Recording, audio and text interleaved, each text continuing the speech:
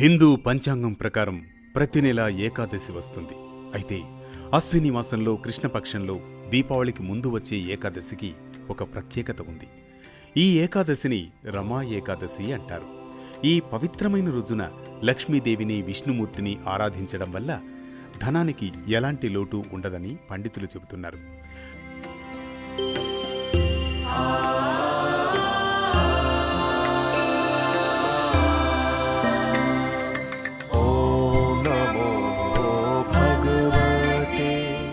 వ్యాస మహర్షి రచించిన పద్మపురాణం ప్రకారం రమా ఏకాదశి వ్రతం ఆచరించేవారికి శ్రీ విష్ణుమూర్తి అనుగ్రహంతో ఆర్థిక సమస్యలు తీరిపోయి ఆదాయం కూడా పెరుగుతుంది. రమా ఏకాదశి వ్రతం ఆచరించేవారు ఈ రోజంతా ఉపవాసం ఉండాలి.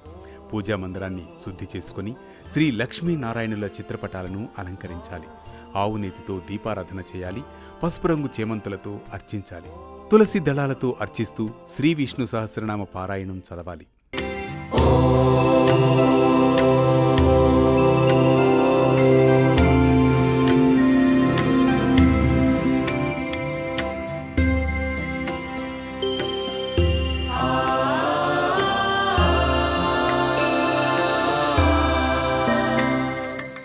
ఏకాదశి రోజున సాయంత్రం ఇంట్లో యథావిధిగా పూజ చేసుకుని సమీపంలోని వైష్ణవాలయానికి వెళ్లి దర్శనం చేసుకోవాలి.